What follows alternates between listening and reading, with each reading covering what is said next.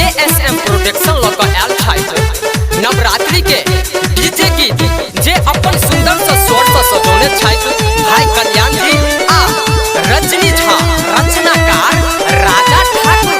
तो सुनल जाओ नवरात्रि के ब्लास्ट सॉन्ग। उठ चुनरिया लाल हे काली हे कोई लकवाली दया करू माँ है हटवाली सबका जब भरी छी मैया भरू हमरो झोली खाली। उठ चुनरिया लाल माँ बैसल सज धज का उठ चुनरिया लाल माँ बैसल सज धज का माँ बैसल सज धज का माँ बैसल सज धज का माँ बैसल सज धज का माँ बैसल सज धज का केने सोलह सिंगार माँ बैसल सज धज का उड़क चुनरिया लाल माँ बैसल सज धज का उड़क चुनरिया लाल माँ बैसल सज धज का।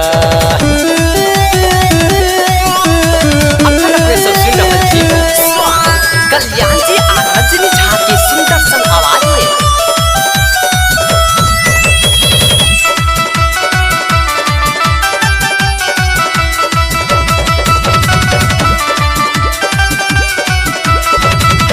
लाल बिंदी लाल महावर कारी कारी अखियां के काजर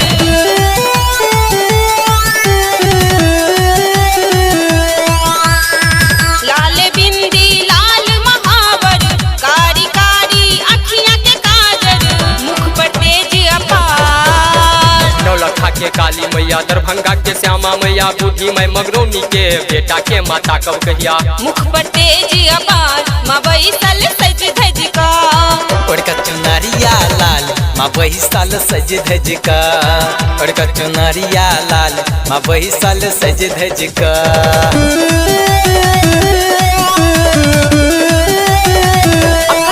सुन रहल छी कल्याण जी आ रजनी झा की सुंदर सन आवाज में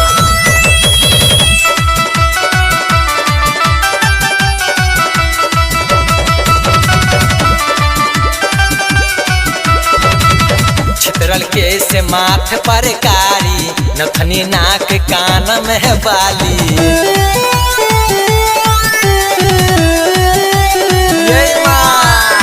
छितरल के से माथ पर कारी नथनी नाक कान में बाली घर में फूलक हार दुखरनी माँ दुख हरूले संकट सबटा दूर करू ने आहा छी दया के सागर एना मैया चुप रहू ने। घर में फूलक हार माँ बैसल सज धज का उठ चुनरिया लाल माँ बैसल सज धज का उठ चुनरिया लाल माँ बैसल सज धज का।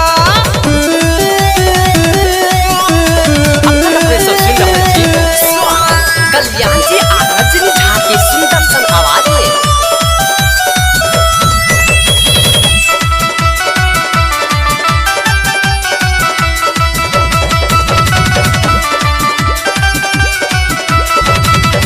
हाथक मेहंदी छोड़े लाली निरखै माँ के सब नर नारी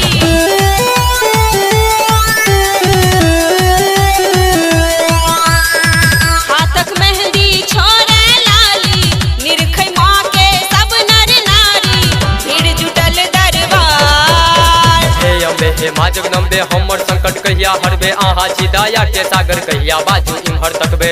भीड़ जुटल दरबार माँ बैसल सज धज का उड़क चुनरिया लाल माँ बैसल सज धज का उड़क चुनरिया लाल माँ बैसल सज धज का।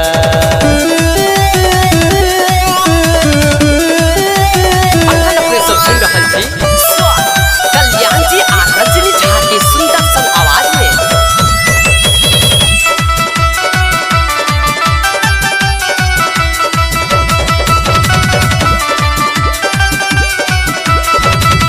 हमहू अम्बे के दर जायब नवराता में माँ के मनायब